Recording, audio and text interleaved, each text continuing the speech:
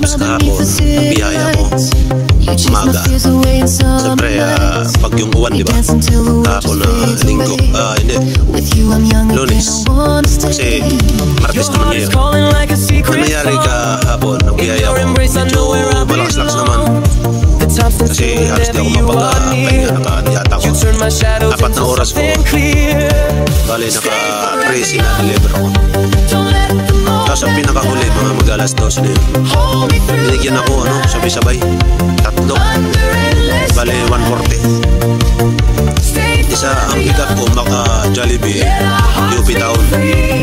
Tapos 3 sabay-sabay, bali 140. Yung unang hatid sa Marikina, doon sa may subdivision, sa may Sulibin. Tapos yung isa sa Kaingin, yung doon sa may Kaingin 1, di po ba galing ka ng UP Town, tapos pupunta ka ng Kaingin 1.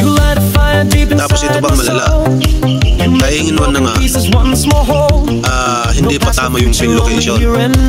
Sinasabi nila yung sa pin location, pumunta ko doon sa dulo, diba, akit ka ng Kaingin, tapos kakanan ka, akit sa dulo hanggang Municipal Court, doon nakapin. Yung pala yung location ng customer ay naririto sa may kaliwa, sa may basketball court. Ganun malayo yun, parang sinadya eh. Tapos yung pangatlo, ang atin sa loob ng UP Town, ay hindi, sa loob ng UP, sa may Bernardo. Yun yung pangatlo. Halatang-halata na nanluloko halatang-halata na nanluloko mga Paps. Kasi nga, unang-una, sinadya, isabay-sabay 3 order. Tapos sinadya na, mali-mali yung pin location. Para yung pangatlo, hindi niya nakukunin ang order. Kasi nag-chat, nag-text sa akin. Ayan, yung text niya. Sabi niya, hindi ko natatanggapin yan. Kasi, parang sinasabi niya, parang matagal. Hindi ko natatanggapin yan, kaya isauli mo na sa Jollibee. Sabi ko, nako, style bulok.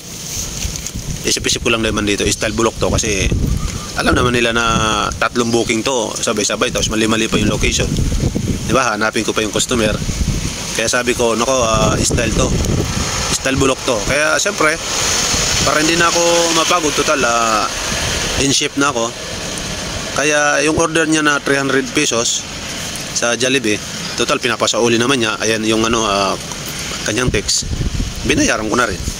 Bale, yung kinita ko kahapon ay ibinigay ko lang dun sa fake booking na sa loob ng UP.